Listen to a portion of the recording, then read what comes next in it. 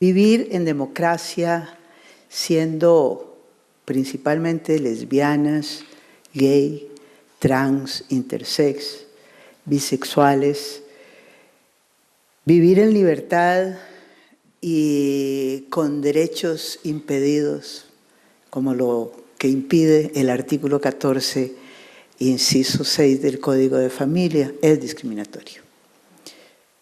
Vivir yo como abogada litigante y como lesbiana practicante, debo decir que las discriminaciones son constantes. Son constantes, no solamente desde la norma jurídica, sino desde lo social, desde lo económico, desde lo religioso, y es violento. Es violencia lo que vivimos todas estas poblaciones en el país aún. Nos trae esta noche el pensar en esa urgencia de incorporar como principales fines del derecho en sociedades democráticas como la nuestra, con una seguridad jurídica y una igualdad ante la ley, no solamente formal, sino continuando con esa necesidad de que esa igualdad sea real, para las lesbianas y los gays en parejas. Me voy a referir a estas poblaciones, pues es lo que nos convoca esta conferencia o esta participación de esta noche. Y en ese sentido, la socialización con relación a algunos aspectos de sentencias que tenemos emitidas por nuestra sala constitucional, como esta última, que sus efectos aparentemente serían reales a partir del 26 de noviembre del 2020, ¿cierto? Fue publicada el 26 de noviembre del 2018, entonces súmeren ahí los 18 meses y mayo del 2020. Tal como lo decía el compañero Naín, acá este control de convencionalidad está principalmente enfocado al artículo 24 de la Convención Americana, junto con esa interpretación del artículo 48 jurisprudencial que le ha dado ese valor supraconstitucional a todos los tratados, convenciones y declaraciones de derechos humanos que sean dictadas, sea en el sistema interamericano.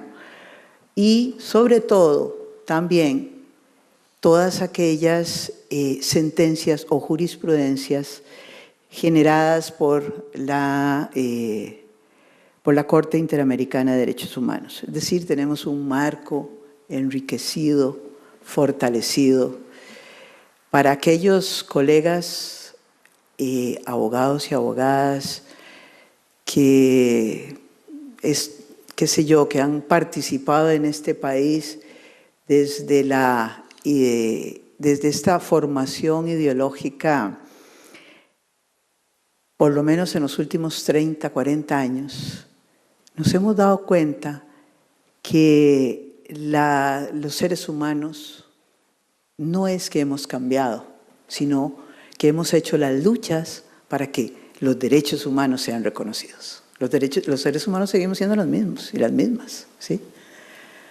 Yo recuerdo para 1990, anecdóticamente, cuando realizamos el primer encuentro lésbico feminista de América Latina y el Caribe, que a una colega abogada, Alda Facio, venía saliendo del automercado y el vendedor de lotería al cual ella le compraba le dijo: doña Alda, vio que vienen las lesbianas, ¿verdad? Como si en Costa Rica no existieran lesbianas, ¿verdad? Entonces, eso es 1990.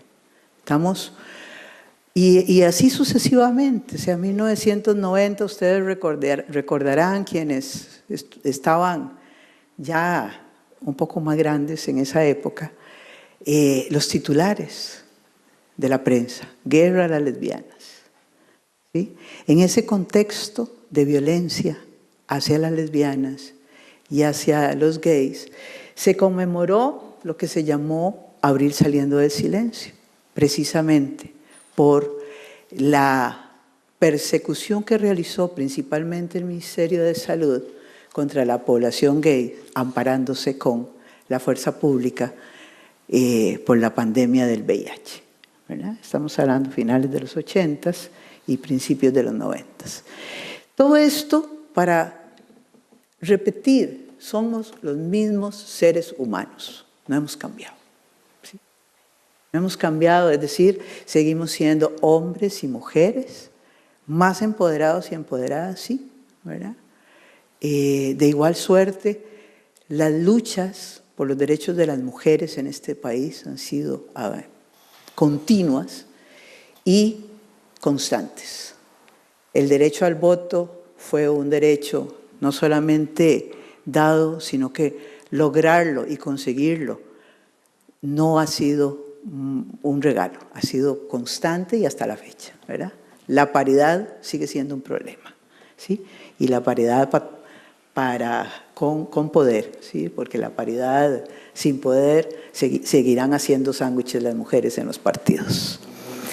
Es así como esos mismos seres humanos, entonces, esas mismas personas que viven en Costa Rica, necesitamos y fue necesario una Corte Interamericana de Derechos Humanos que viniese a hacer interpretaciones o que viniese a decir que en el artículo 1 de la Convención Americana existíamos. 1990, ni tan siquiera usábamos la Convención Americana, ¿verdad? Para defender un derecho de las lesbianas o de los gays o de los trans, porque no existíamos, ¿verdad? Y es así como esta sentencia, dentro de estas que tenemos por lo menos 3 vitales, una de ellas, la de Atala Rifo, en una cuestión de custodia o de guarda, crianza y educación sería el término correcto para Costa Rica, de estas jóvenes o niñas en ese momento o adolescentes, en el contexto de una jueza, y vean que estamos hablando de una mujer, la que presenta esta denuncia ante primero los tribunales y su agotamiento correspondiente en Chile y posteriormente ante la Comisión Interamericana de Derechos Humanos y finalmente por la Corte Interamericana de Derechos Humanos, es la que se dicta su sentencia de Atala Rifo contra Chile. ¿Y cuál era la razón? La razón era que su existencia lésbica. Era su relación, su existencia lésbica en pareja. Porque vean que pareciese que a veces el estado, ¿sí?, sin pareja no es el problema. Los efectos y las limitaciones se dan a partir de que un hombre tiene su pareja hombre o una mujer tiene su pareja mujer, ¿verdad? Parece que la lesbiandad o la homosexualidad sin pareja no afecta a esos derechos de familia. Y en ese sentido, en Atala Rifo, nos viene a dar ese reconocimiento a la orientación sexual y a la identidad de género de las personas como categorías protegidas por ese artículo 1 de la Convención Americana sobre los Derechos Humanos. Y así, de igual suerte, el sistema interamericano en sus diferentes declaraciones y diferentes avances, ¿verdad?, ha incorporado esta categoría protegida, ¿verdad? Es una categoría protegida por el artículo 1 de la Convención Americana de Derechos Humanos. En esta sentencia de Atala Rifo, una de las cosas más impresionantes que uno puede comparar con nuestro derecho de familia normativo, ¿sí?, es que tenemos un derecho de familia normativo, nuestro código de familia podríamos decir que se quedó en el siglo XVIII, siglo XIX, principios, pero no ha logrado avanzar. No ha logrado avanzar con otras figuras. Figuras que también tienen sus propias discriminaciones entre figuras tales como el matrimonio heterosexual y las uniones de hecho heterosexuales aprobadas en 1995. ¿Por qué digo que hay discriminación? También entre las heterosexuales. Porque para casarse, los efectos patrimoniales surgen inmediatamente con el matrimonio inscrito, ¿verdad? Realizado. Con la unión de hecho, 3 años. ¿Por qué? O sea, ¿por qué hay que esperar 3 años para que los efectos patrimoniales se den en una unión de hecho? ¿Quién dice que una persona que se casa, ese matrimonio no funciona 2 días después? Y pudieron haber comprado la casa al día siguiente, ¿sí? De haberse... Y a ellos sí los protege como heterosexuales, como pareja heterosexual. Y una pareja en unión de hecho heterosexual que compró la casa 2 días después de que empezaron la convivencia, no los protege. Entonces hay una discriminación allí, ¿verdad? Nuestra familia, un derecho de familia que no permite el divorcio unilateral heterosexual todavía, ¿verdad? Necesitamos con urgencia, así como existe autonomía para decidir casarse, debe existir autonomía para divorciarse, ¿sí? Y no que te obliguen a 3 años de matrimonio, a no sé, 3 años de separación de hecho, o buscar causales y estar tal vez provocando mayores violencias. Esto hace también que nuestro gobierno fuese sometido también a la Corte Interamericana mediante esta opinión consultiva, la OC 24, que tiene gran importancia, que fue más allá, digo yo, de lo pedido. Porque si se dan cuenta, allí no estaba pedido el matrimonio. Sin embargo, toca una serie de artículos que vienen a dar precisamente figuras que ya tenemos en nuestro ordenamiento jurídico interno, pero solo para la heterosexualidad. No así para las parejas lésbicas o las parejas gays. Entonces, tenemos, de acuerdo a esta opinión consultiva, también un marco jurídico internacional de protección. La orientación sexual, que yo no sé si ese término todavía sigue siendo usado, pero bueno, en las sentencias lo usan todavía. Porque si ustedes se ponen a ver orientación sexual, ¿orientada hacia qué? La heterosexualidad no está orientada también, digo yo, ¿no? Es una crítica ahí. Dentro de esas causas sigue siendo también una discriminación en cuanto a que estas categorías comprendidas dentro de la discriminación por la Convención Americana. Es decir, el Estado costarricense al día de hoy sigue siendo discriminatorio con relación a la Convención Americana. Tenemos acá también que pensar en esta necesidad de lo que va a ser la retroactividad de los derechos, ¿verdad?, para las parejas lésbicas y gays existentes ya o hace 20 años atrás, que ya tienen efectos patrimoniales, ¿verdad? Debemos pensar que todo esto, 20, 30 años, 40, no sé, ¿verdad? Pero la retroactividad, en ese sentido, debe favorecerles, ¿sí? Debe favorecerles y no, si bien es cierto, nuestra Constitución dice que la ley es retroactiva en todo lo que favorezca, pero ¿en qué materia? ¿En materia de familia? ¿Verdad? En materia de familia debe serlo así, porque si no estamos dejando una gran población, estaríamos diciendo, de alguna manera, o buscar también una figura que le dé una protección a todas estas parejas ya existentes que han generado un quehacer jurídico importante en cuanto a bienes patrimoniales. ¿Sí? Y de igual manera, esos bienes patrimoniales tienen necesidad de una protección.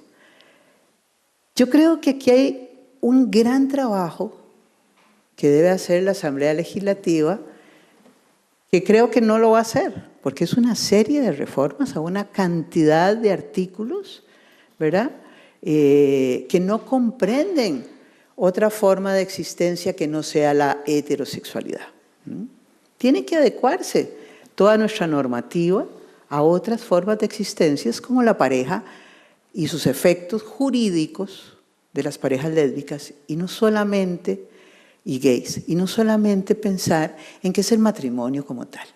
Si el matrimonio es una figura, pero todos los efectos que ese matrimonio o la unión de hecho que esas personas, porque no pueden obligar a todo el mundo tampoco a contraer un tipo de matrimonio si no lo quieren, ¿verdad?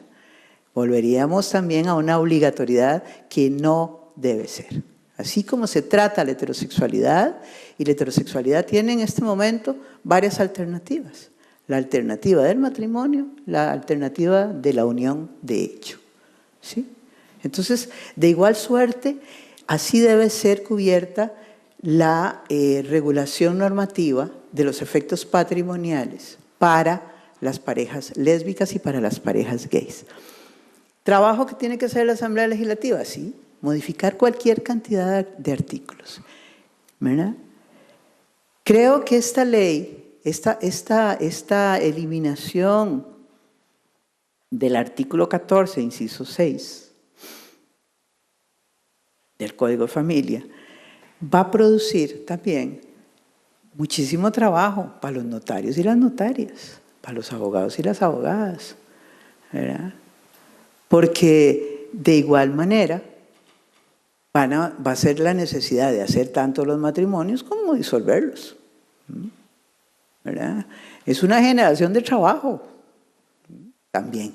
No solamente veamos que va a generar, además de derechos para las personas que van a contraer, sino también va a generar trabajo, ¿verdad? Algún notario o notaria va a decir, yo no caso, pues igual, en este momento, si una persona por sus principios decide no hacer divorcios, no los hace, ¿cuál es el problema? No los hace, ¿verdad? Pero la libertad y ese derecho es importante en cuanto a lograr que estos derechos, que no es que nos los da una sala constitucional, no, han sido la lucha de hombres y mujeres en este país por muchas décadas, y que la vía es llegar por los recursos de inconstitucionalidad, yo no le veo mucha esperanza a la Asamblea Legislativa, yo no sé ustedes qué esperan de la Asamblea Legislativa, ¿verdad? Yo lo que veo es que ya hay un marco jurídico de respeto hacia el control de convencionalidad, que es lo que debe aplicar para el país, y en ese sentido hacer efectivos los derechos para las parejas lésbicas y las parejas gays. Muchas gracias.